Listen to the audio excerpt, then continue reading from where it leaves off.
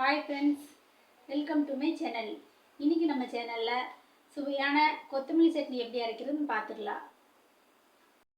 அதுக்கு தேவையான இன்க்ரீடியன்ட்ஸ் என்னென்னு பார்த்துடலாங்க. கொத்தமல்லி தழை அரைக்கட்டை எடுத்து நல்லா க்ளீன் பண்ணி கட் பண்ணி வச்சுருக்கேன். 5 பச்சை மிளகாய் எடுத்திருக்கேன். அரை லெமன் புழிஞ்சு வச்சுருக்கேன். 15 பல் பூண்டு எடுத்திருக்கேன். 15 சின்ன வெங்காயம் 15 சின்ன பீஸ் கட் பண்ணி வச்சுருக்கேன். இஞ்சி 10 கிராம் அளவுக்கு எடுத்துருக்கேங்க. தேவையான அளவு கல்லுப்பு. தேங்காய் 50 கிராம் அளவுக்கு இருக்குது. ஒரு சின்ன கப்பு தேங்காய். தாளிக்கிறதுக்கு தேவையான அளவு கடலெண்ணெய், ஜீரகம், ஒரு தக்காளி, மஞ்சத்தூள் அரை ஸ்பூன், கடலைப்பருப்பு, உளுந்தம்பருப்பு, கொத்தமல்லி அரை ஸ்பூன், கடுகு தாளிக்கிறதுக்கு தேவையான அளவு. இப்போ கடாயை அடுப்பில் வச்சுருக்கேங்க. அடுப்பு எரிஞ்சிட்டு இருக்குது. நாம் எடுத்து வச்சுருக்கிறதுல பாதி எண்ணெய் இதில் ஊற்றிக்கலாம்.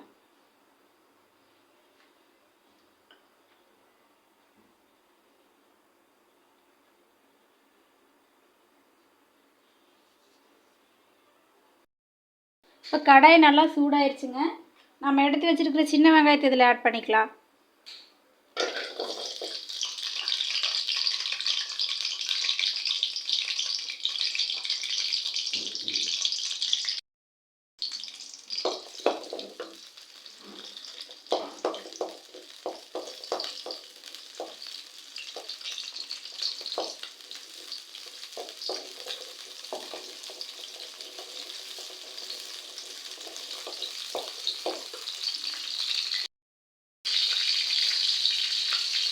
அடுத்து இந்த 15 பல் பூண்டு இதில் சேர்த்திக்கலாம்.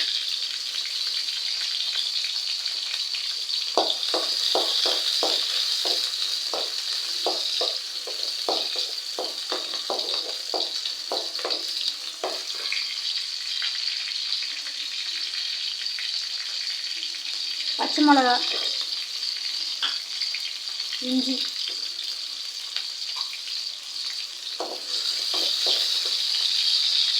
ஒரு தக்காளி,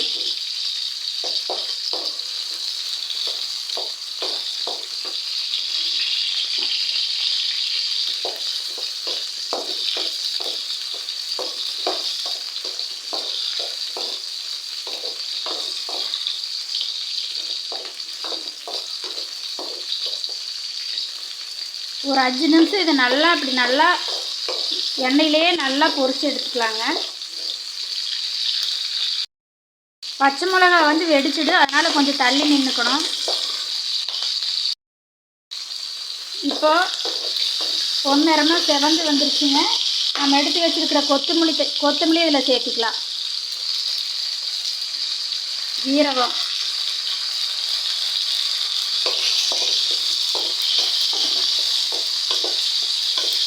கொத்தமல்லியும் ஜீரகத்தையும் கடைசியில் தான் சேர்க்கணும், இல்லைன்னா கரைஞ்சி போயிடும்.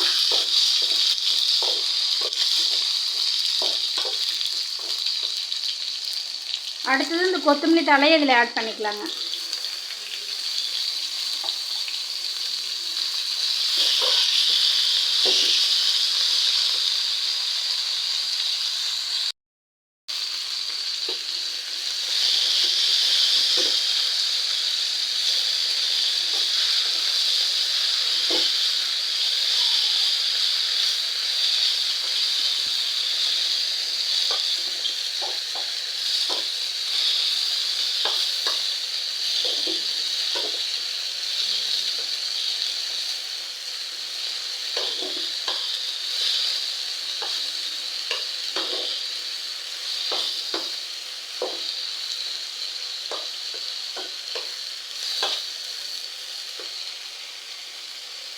இந்த ஸ்டேஜில் நம்ம இந்த மஞ்சள் தூள் ஆட் பண்ணிக்கலாம்.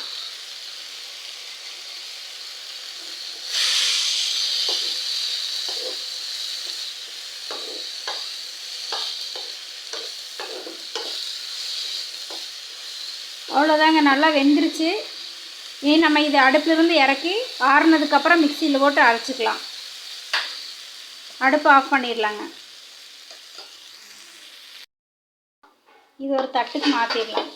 இப்போ சீக்கிரமாக ஆறிடும்.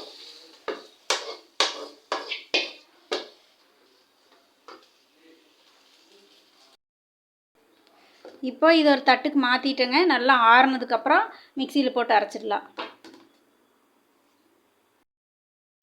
இப்போ இது நல்லா ஆறிடுச்சுங்க. மிக்சிக்கு மாற்றிடலாம். நல்லா ஆறுனதுக்கப்புறம் தான் மிக்சியில் போட்டு அரைக்கணும். அதுக்கு முன்னாடி அரைச்சா அதோட டேஸ்ட் மாறிடும். நல்லா ஜில்லுன்னு ஆகிடுச்சு. நீ தான் மிக்சியில் போட்டு அரைக்கணும்.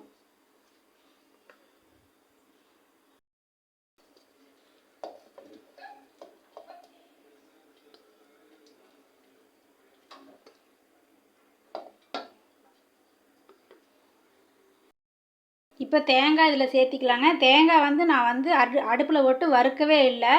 தேங்காய் வறுத்தோம்னா இதில் இருக்கிற உயிர் சத்துகளெல்லாம் போயிடும். அதனால் நான் அப்படியே சேர்த்திக்கிறேன். உப்பு,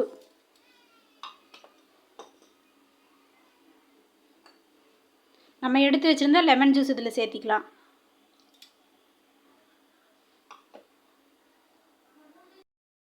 கொஞ்சமாக தண்ணி சேர்த்து அரைச்சிக்கலாங்க.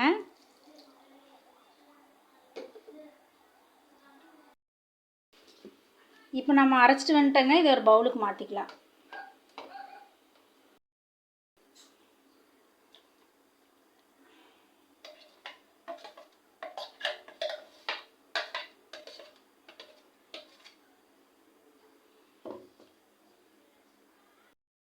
இப்போ இதை தாளிச்சிடலாங்க.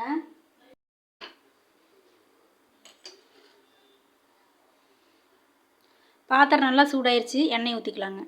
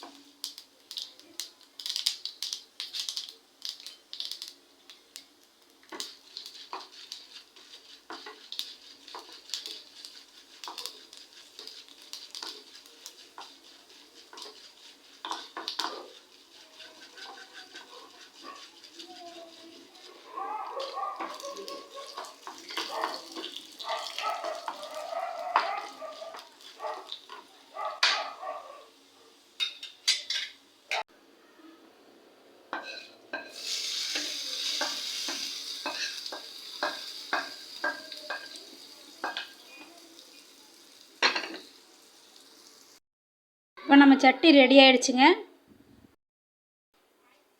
இது கொத்தமல்லி சட்னி உடல் ஆரோக்கியத்துக்கு ரொம்ப நல்லது. எக்காரணத்துக்கு கொண்டு ஃப்ரிட்ஜில் ஸ்டோர் பண்ணி வச்சு சாப்பிடக்கூடாது. உடனுக்குடனே செஞ்சு அப்பப்போ சாப்பிட்டு முடிச்சிடணும். இந்த வீடியோ உங்களுக்கு பிடிச்சிருந்துச்சுன்னா லைக் பண்ணுங்கள். மறக்காமல் சப்ஸ்கிரைப் பண்ணுங்கள். தேங்க்யூ ஃபார் வாட்சிங்.